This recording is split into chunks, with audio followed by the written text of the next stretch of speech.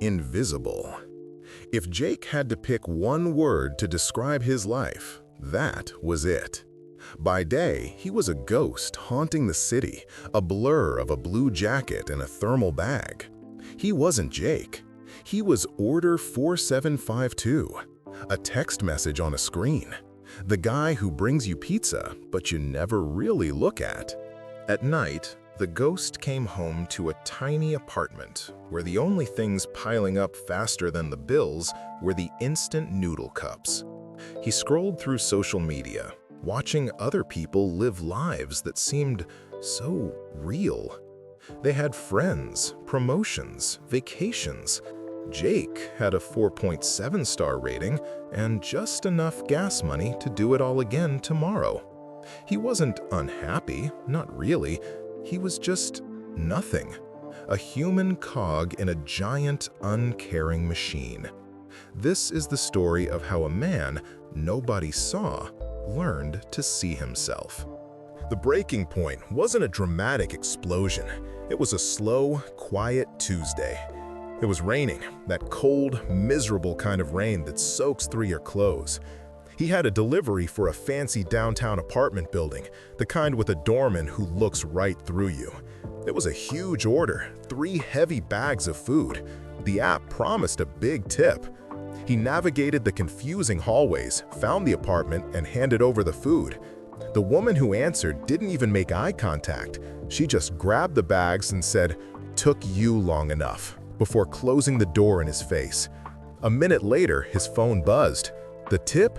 $1 for a $200 order in the pouring rain. Something inside Jake just snapped. It wasn't about the money. It was the crushing weight of his own invisibility. He sat in his car, the rain drumming on the roof, and felt utterly worthless. His last delivery of the night was to a small house on the edge of town. It was a regular order, one he'd made a dozen times. A simple soup and sandwich for a Mrs. Gable. He walked up to the door, ready for the usual quick, anonymous handoff. But tonight was different.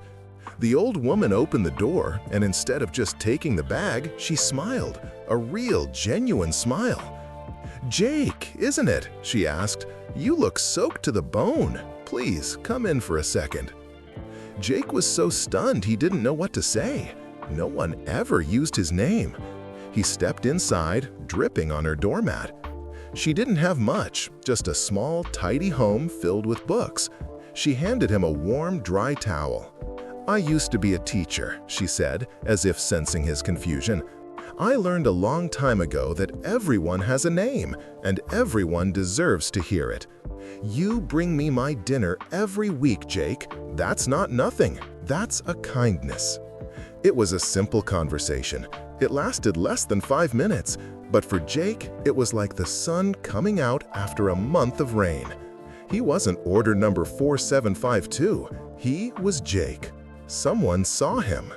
That night, Jake didn't scroll through his phone. He thought about Mrs. Gable. He thought about her small act of kindness. And an idea, a tiny, simple idea, began to form. The next day, on his first delivery, he took a Sharpie and wrote on the bag, "Hope you have a great meal, Jake." He felt a little silly, but he did it anyway. He did it on the next order and the next. A simple smiley face. Stay warm out there on a cold day. For a week, nothing happened. But then a comment popped up in the app. "Thanks, Jake. The note made my day." Then another. "Tell Jake he's the best." His ratings started to climb. His tips, slowly but surely, started to get better.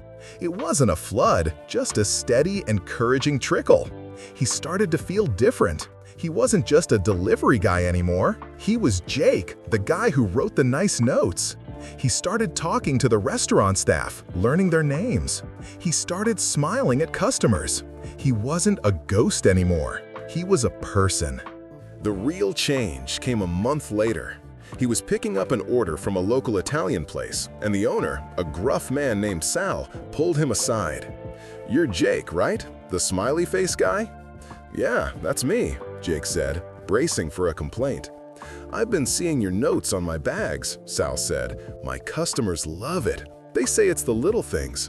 "Listen, my daytime manager just quit.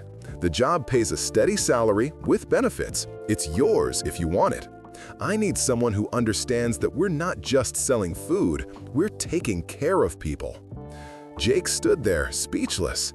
A real job, a steady paycheck, a chance to be part of a team. All because of a few words on a paper bag. He learned that you don't have to be a CEO or an influencer to make a difference. You just have to be human. You just have to be willing to see the person in front of you.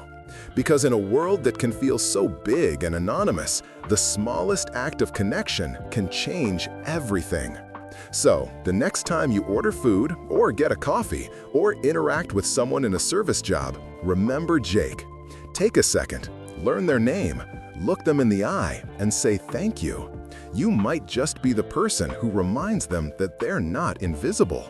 And you might just change a life. If this story touched you, share it with someone who needs a reminder that kindness still matters. And don't forget to follow for more stories that restore your faith in humanity.